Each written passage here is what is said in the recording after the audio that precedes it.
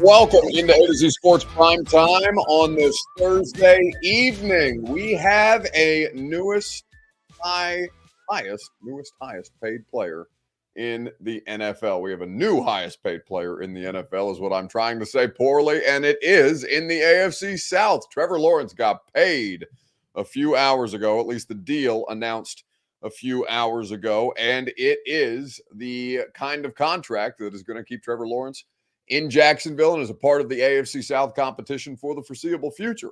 A lot of Titans fans feel pretty good about that, but we're going to walk through why it is that Jacksonville made this decision, how it impacts the Titans, and of course, how it impacts the AFC South race, and who the next quarterback up in the NFL to get paid will be. We have a weekend bounce back prepared for you as well, so we're looking forward to getting into the details of all of this stuff. Ann Herndon says, Buck is super on time today. Yeah, that's right. Well, listen, I've never been late to the show in my life, and you know this, you know the routine. This is not how this works. Whenever I show up, that's when the show starts. And today we showed up on time. But it's because there's new news, actual news to dive into. And it's news of consequence, news that I've actually been talking about the last couple of months because I've been fascinated to see what Jacksonville was going to do here. Because to me, there was only one decision to make with Trevor Lawrence, and I'll explain what I mean by that here in just a second. Some of you may agree, some of you may disagree, but that's why we're doing the show, because we can voice our opinions here.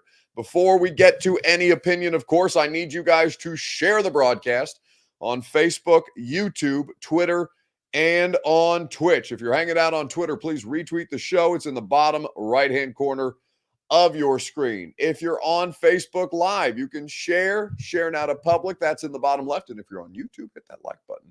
Subscribe to the channel while you're there. We'll be grateful for you doing so. And we'll talk about the newest deal for the newest quarterback and falling in line with the latest news in the AFC South. Let's do it. Welcome into A to Z Sports Prime Time from the Zen Sports Studios. I'm your host, Buck Rising. If you're new to the program, welcome. Hello, lovely to have you here. And I'm proud, as always, to be presented to you by TrueMav Fitness in the Gulch. Go to TrueMavFitness.com for your first workout free. As a Middle Tennessee resident, I would normally be at TrueMav on Fridays. I'm not going to be because I'm flying out to Long Beach, California tomorrow for a wedding. But if I was in town, you know I'd be at TrueMavFitness.com. Zen Sports, plug in the promo code ATOZTN, get up to $100 on your no danger first wager in the Zen Sports app. More information on how you can maximize your winnings at zensports.com. And Two Rivers Ford, the South's most trusted Ford dealer. Two Rivers Ford in Mount Juliet or online at tworiversford.com. Over 40 years serving Middle Tennessee. Trevor Lawrence gets paid today. He becomes the highest paid player in the NFL with a 5-year, $275 million contract. And the details are very similar to the deal that Joe Burrow got. In fact, the average per year and the length of the contract is exactly the same. 5 years, $275 for Burrow, 5 years, $275 for Lawrence. Now, the details that differ from Joe Burrow's contract is one, he becomes the fourth quarterback to make $200 million fully guaranteed. Deshaun Watson, Joe Burrow, and Justin Herbert are all a part of that group. He gets $142 million at signing, according to ESPN, which makes an average annual salary of the $55 million, which ties Joe Burrow entering his fourth year in the NFL. And of course, they had the fifth-year option set in 2025 for $25.7 million before the extension was given out. They also just signed Josh Allen to a $150 million over 5 years deal in April, the first $100 million player in franchise history. And Lawrence then comes in over the top, becoming the first player to have a $200 million contract in franchise history. So Trevor Lawrence is locked in for the long term. How do you feel about that as a Titans fan? Because a lot of you are going to have strong opinions about it. Fair or foul, Trevor Lawrence's new contract from your perspective. We'll talk about it together in the comment section. It's your Two Rivers Ford take. So let me hear it. Trevor Lawrence's career to date has been up and down. He does have a playoff win to his credit, and it comes at the at the expense of one of the most epic collapses we've ever seen from a franchise, being the Los Angeles Chargers. Last year when he was available, he was 8-8 in games. He completed 65.6% of his passes for just over 4,000 passing yards, 21 touchdowns to 14 interceptions. First time he's missed a game in his career. He missed one game in 2023 with dealing with injury. And it sounds like he experienced significant injury. Now, since he's been drafted to the Jaguars, he's been a fine player. But the expectation for Trevor Lawrence, and there's always the expectation for the first overall pick to have a better career than a lot of them end up having. But Trevor Lawrence was expected to be one of the best quarterbacks, the best quarterback that we had seen, the best prospect that we had seen at least since Andrew Luck. Now, I think that there is some reason to still buy into that logic. He was an excellent player in college. He won the national championship while he was at Clemson. There was never any doubt that coming out, Trevor Lawrence was going to be the first overall pick. So fair or foul, how do you feel about the Trevor Lawrence contract? Your Two Rivers Ford take is presented by Two Rivers Ford, quality American-made Ford vehicles and award-winning customer service. They even do mobile service for you as a Two Rivers Ford customer. They go above and beyond to make the car buying process fast, easy, and fun, especially right now where it is Expedition Month at Two Rivers. They're giving you $8,000 off your 2024 Ford Expedition only at Two Rivers Ford in Mount Juliet or online at tworiversford.com. You can go visit them just 7 miles east of Nashville International Airport today. Fair or foul, the Trevor Lawrence contract? Fair, but wow, says Caleb Meadows. Eric Alonso says he's underachieved thus far. For Gene Gray on YouTube, he says, I love it. I think it's great for the Titans. I don't think he's lived up to the hype around him. He's a tad above, well, Gene says above, he's a tad about average, in my opinion. I assume he means a tad above average. And I think that's a fair contract now, or a fair assessment. Now, I also think that the contract for Trevor Lawrence is fair, because what were the Jags going to do at quarterback if not Trevor Lawrence? There was only ever one decision to make on Trevor Lawrence, and that is to give him this kind of a contract. Do I think that Trevor Lawrence has lived up to the same kind of heights? Because, so let's just take Joe Burrow, because he's making the same amount of money on an average annual basis as Joe Burrow is. Do I think that he's earned what Joe Burrow has earned? No, I don't think that's true. Do I think that where things are headed with the quarterback contracts, that Trevor Lawrence should be at the top of the market and should be paid on an escalating scale the way that Joe Burrow is? Yeah, probably, because that's where the marketplace is trending for the quarterback.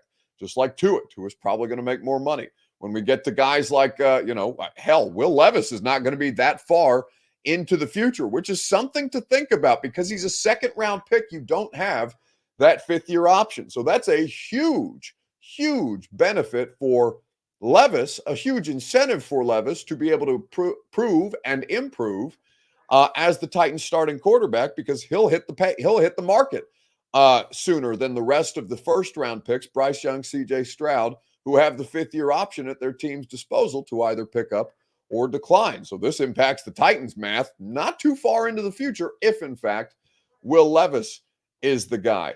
Stephen King says he enjoys the contract. Corey D. Jackson says he was next up. That's what makes it fair. Dylan Cole says that's a lot of money, but fair. Steven Rodriguez says it's a severe overpay. Well, of course it's not. Of course it's not. But I understand why some people would think that way based on his production to date, because he hasn't produced at a level that you think deserves $55 million a year. But I'll explain what I mean by that here in just a second, right after you hear from Greg Cosell of NFL Films. We did a segment specifically on Trevor Lawrence and the Jaguars. We're previewing all of the NFL teams this offseason as we work our way through the offseason and the preseason with Cosell. Some teams on the Titans schedule, some not, obviously. But certainly a huge discussion had about the Jacksonville Jaguars and the AFC South in general on the podcast throughout the course of the last couple of weeks. And when we did the segment on Trevor Lawrence, basically, and maybe you'll hear the setup of the question, I'm not sure how Bert cut it. Basically, the setup for Trevor Lawrence, or the question for Greg, was, what is it exactly that's holding him back the most? And this was Cosell's assessment. I wonder from your perspective, is there something that you can identify that is most kind of holding him back, or what just generally do you make of him at this point? Well, what I decided to do, it's funny at this time of year, what I do is I jump back and forth between watching college players and then NFL teams or players, Right. and I chose to watch Lawrence almost as if I was evaluating him coming out of college. So, I went at it a little bit differently, and I watched a lot of him over the last week or so. And to be honest with you, Buck, I think he's a talented guy, but not a high level talented guy. And I know for some that they may say, "Oh my God, he came out of Clemson, he was generational, this and that, because he won a national championship as a freshman when he burst onto the scene."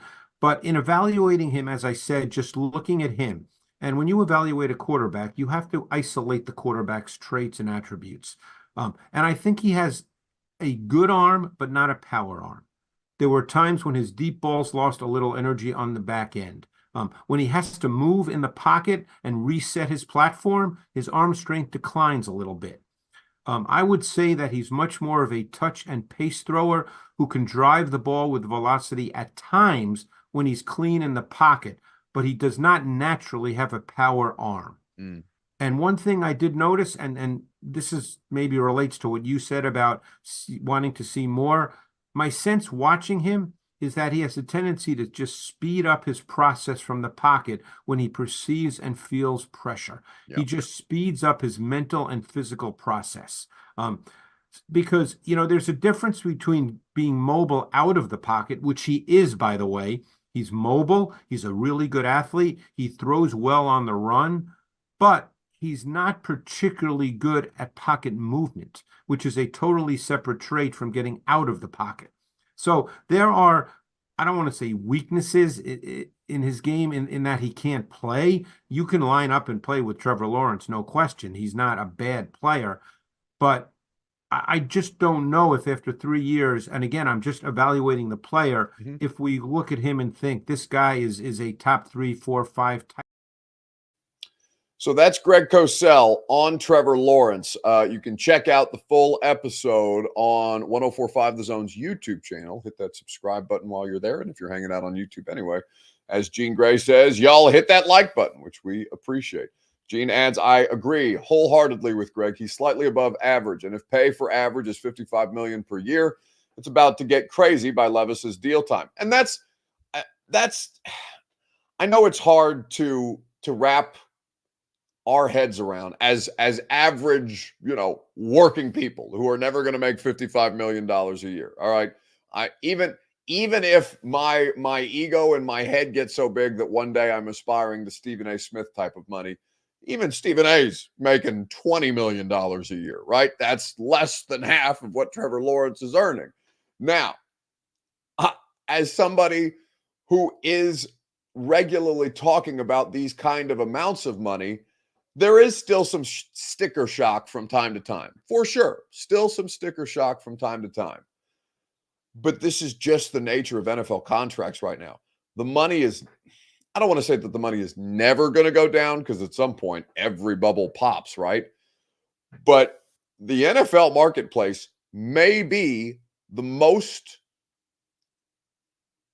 unpoppable bubble in economics right now, because of the staying power of the NFL. There is always, always, always going to be demand for that product, for football. There's always going to be a demand for football as long as we exist on planet Earth. Football is always going to be America's most popular sport.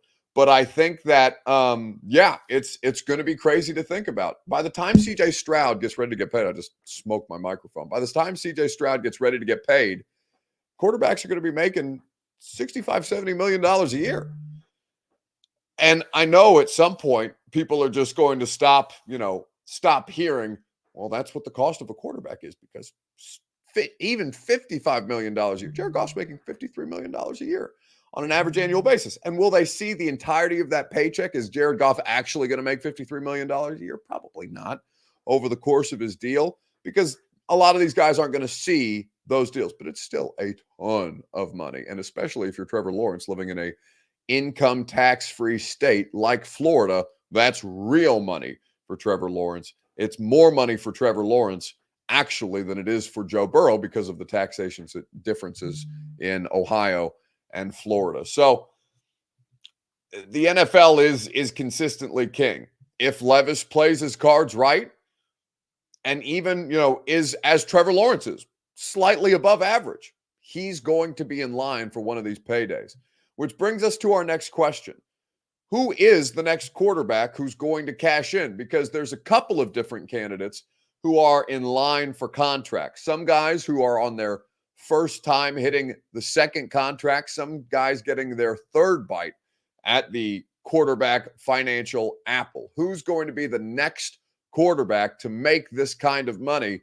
In the comment section, let me know on Facebook, YouTube, Twitter, and on Twitch while I tell you about the wonderful people at Zen Sports. Download the app, plug in the promo code ATOZTN. That gets you up to $100 on your no danger first wager. Risk-free money with your first bet at Zen Sports with that promo code on what remains of the NBA Finals, what's happening in the Stanley Cup, of course, baseball still going strong. College World Series starting tomorrow. As a matter of fact, you can always bet your favorite major sports at zensports.com. Terms and conditions do apply. Must be 21 plus and in the state of Tennessee to bet. Gambling problem? Call 1-800-889-9789 at zensports.com. Who's going to be the next quarterback to get paid? Stephen King and Amar say Stroud. That's ridiculous. Stroud's not even extension eligible. There are several other quarterbacks who are a lot in line to get paid before CJ Stroud. CJ just got into his, this is going to be his second season. They have to play. I'm pretty sure they have to play or be entering their fourth season to even be extension eligible. So no, CJ Stroud is not the correct answer there. Cricket says, if CJ has another good year, no doubt he'll be due. Well, sure, but we're still, again, 2 seasons away from CJ Stroud being extension eligible. Cricket asks, has San Francisco re-signed Brock Purdy? No, Brock Purdy is one that's an interesting discussion. Eddie Courtney says Purdy will hose someone, whether it's the San Francisco 49ers or somewhere else. Chosen says Herbert. Herbert's already been paid. Bork says Mahomes on another contract rework. Yeah, but that's different. He's got a decade-long deal to give Kansas City the ability to move the money around at their disposal. A longer-term deal benefits the team, not the player, as a matter of fact. So Mahomes will continue to work on his deal. I don't even think he's halfway through that contract extension that he got. Gene says, I don't know who all is up, but I don't think Tua will get the bag. I do think Tua will get the bag, and I don't know if he's going to beat Dak to market, but if I was the Dolphins, I'd work on it sooner rather than later because it's like Trevor Lawrence. What else are they going to do at quarterback right now if they don't roll into the future with Tua? They just had an 11-6 season in Miami. They just won the division. And I know a lot of that's the skill players in the scheme, but Tua's the one operating it, and he operates it at an incredibly high level. Does he have some flaws? Sure. So does Trevor Lawrence. So does Will Levis. So does CJ Stroud. Even Mahomes has some minor flaws in his game. Few and far between, though they may be. But of course, Tua is going to be one of the players to get paid. If the Dolphins don't do the Tua deal, they're going to do themselves more harm than good. You pay the quarterback in this situation, even if you feel like the quarterback is more a product of the system than the system is a product of the quarterback. Is they use motion, Buck, more than any team in the NFL by a wide margin.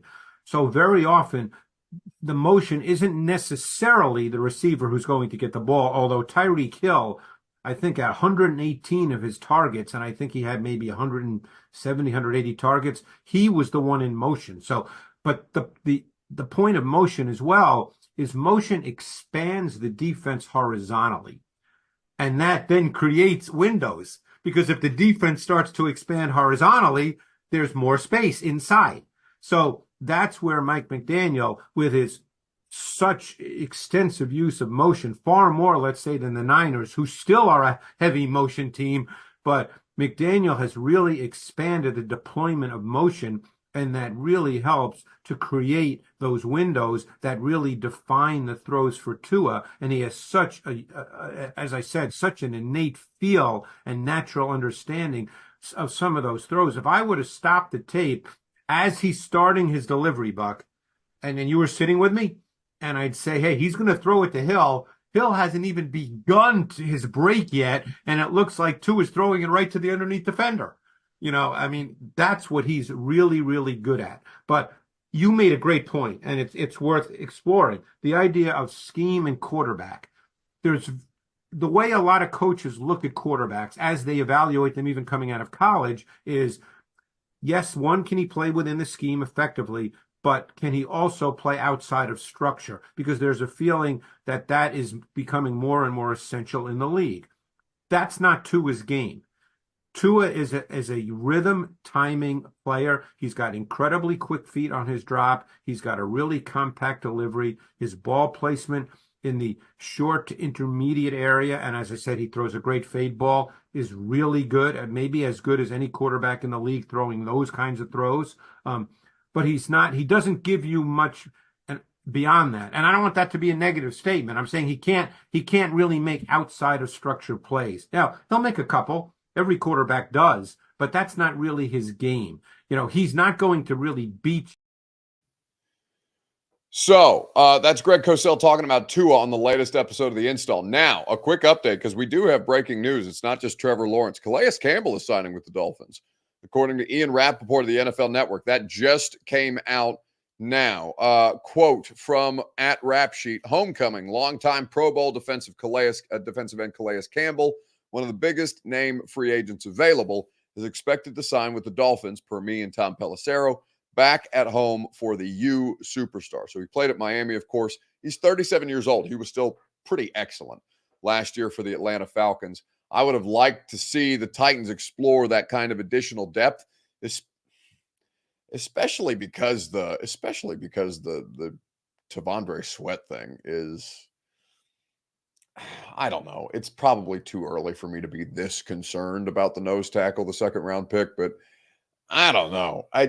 Maybe I've got a little battered Titans syndrome myself, right? With how bad some of their drafting has been, and anybody with just any kind of even yellow flag around them is enough to make you a bit gun shy. So I'm probably having an overreaction to the Tavondre Sweat thing, but I wouldn't have hated Calais Campbell as a depth piece because they are pretty thin up front. And of course, the Titans have more. Titans have more cap space to burn than the Dolphins do. Dolphins, be curious to see what the contract exactly. I haven't seen contract details come out just yet. If I get an update on them, though, I will make sure to inform you. Randy Cherry says, we do have to play them week 4. Yikes. Yes, correct. The Titans are going to go back to South Beach, their only primetime game of the year. Calais Campbell is going to be a part of that defensive front, provided he's healthy. And I think that this is something to keep in mind with your new look offensive line, because the Dolphins did lose Christian Wilkins this offseason. That's not an insignificant loss. They did bring in Shaq Barrett on a 1-year deal. They do have some pieces in Miami. I would expect it to be a solid defense, if not an overwhelmingly great defense. I thought that the Dolphins played the Titans pretty well defensively before their injury situation really started to compile down the stretch last season. And I want to correct something that I said earlier. I mistakenly said that the Dolphins won the AFC East last year. That was incorrect. I forgot the Bills won that head-to-head tiebreaker and did win the division in the later stages, because then Miami went to Kansas City and ultimately lost to the Kansas City Chiefs in that biting cold. Steven Rodriguez says, would love Simmons, talking about Justin Simmons. Sure, you would like any, not any veteran safety, but you would like the best available veteran safety, and we'll see how real, if at all, the Titans' interest continues to be at him in this point. Chosen says, what edge rushers are left that the Titans maybe could sign, is what she's trying to say there. It's pretty sparse, which is why Bert's idea of trading for Matt Judon is a pretty intriguing one to me, because I would feel a lot better about this football team if they had another 3-down option alongside Harold Landry. And I don't know that they have that right now. I don't think I mean, we'll see what Arden Key's able to do. If Arden Key's able to prove that he, for the first time in his career, he can be a 3-down player, he can be better against the rush, he can be better at setting the edge and things like that. He's more than just a third down, a situational pass rusher, right? But he hasn't been to date. So we'll see if Arden Key becomes that. That's why the Matt Judon trade, the idea of a trade, makes a lot of sense. Randy Cherry says Key is nice. I mean, he's nicer as a rotational guy. Key is not, he's not terrible. He's not, and I wouldn't even say that he's bad. I wouldn't say that he's bad. I don't think Arden Key's a bad player. I just think that he's an inconsistent player. I just don't think that you can leave him on it. Like Harold Landry plays north of 85% of the Titans' defensive snaps. You can't get Harold off the field, one, because he's durable, his conditioning is excellent, and two, because he's so versatile and he can play all 3 downs. That's not the case for Key. Weaver, I don't know. We'll see. We will see what those two have had the opportunity to claim full-time starting roles before, and both of them have fallen short. So will it be different this time around in 2024? Will the team explore the viability of a trade option and keep, an ear to the ground on the veteran free agent market? Sure. But I would expect an addition most at safety, and they continue to churn the bottom of the offensive line depth at this point.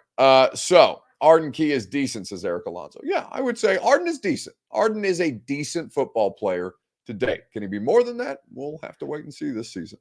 And listen, the scheme did really well for Kyle Van Noy and Jadeveon Clowney. I know Arden's not exactly the same kind of player as those two, but there's reason to think that this defense will benefit those guys, especially if they're cleaning up on the edge with a solid secondary behind them.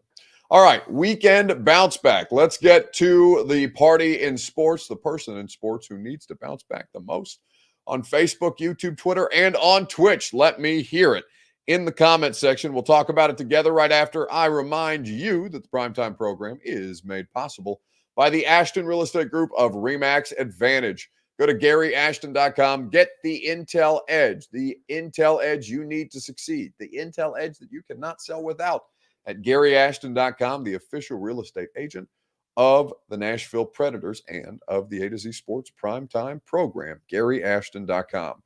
Eric Alonso says Dallas Mavericks need to bounce back. Yeah, Luka fouls out last night. Kyrie looks much better than he has in the first 2 games, and it's still not enough for the Dallas Mavericks, who fall down 3-0 to the Boston Celtics. No team in the history of the NBA Finals has ever come back from down 3-0. I mean, if they won the next 2, I still would be skeptical of the Mavs. It's just Boston's not doing it in any kind of, I don't want to say really special way. They're just super efficient as a basketball team where they don't necessarily have to be that special. Cricket says the Falcons need a bounce back. Yes, they got fined for tampering today. They lost a 2025 fifth-round draft pick. I believe the organization was fined $250,000 and the general manager was fined $50,000. Not a small chunk of change at all. So Kyrie bounced back but still lost. He did bounce back, and they did still lose. 156-0, says Randy. The stat went up 3-0 in NBA history. Yeah, that's basically where things are at right now. I'll tell you who doesn't need a bounce back. Tom Brady has had, I won't say Tom Brady ever needed a bounce back because Tom Brady's always been great. But Tom Brady's star turn into super likable, greatest winner for all time after all of you hated him for the better part of 22 years has been pretty funny to watch, especially when you have humanizing moments on Tom Brady Day like this with Peyton Manning yesterday. And we actually got together one off season in 2009 at the height of our careers. Tom's coming off an MVP season. I'm coming off an MVP season. We met in a small town in Tennessee. I said, Tom, let's get together. Let's kind of go real under the radar. Don't tell anybody we're coming in. Tom flies in on Mr. Kraft's plane, big, huge plane. I'm like, that is not what I said. I said under the radar. That's against the salary cap, too, by the way. We won't get into that. But we played golf together.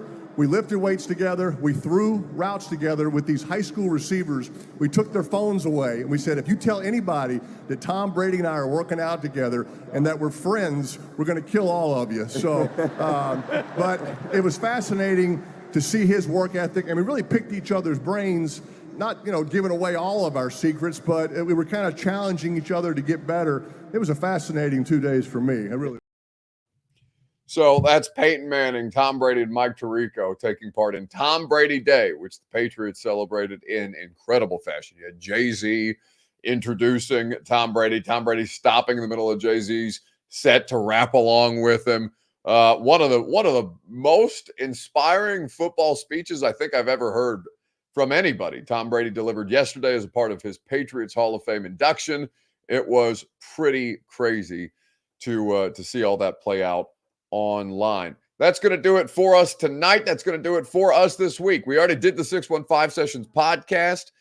For those of you who may have missed it, we had Jaquan Jackson, the rookie wide receiver. You can check that out on this very same YouTube channel. We did it earlier this afternoon, and you can always subscribe to the AFC Sports Podcast Network and catch the 615 Sessions podcast there. We're not doing it tomorrow because I'm flying out to Long Beach, California.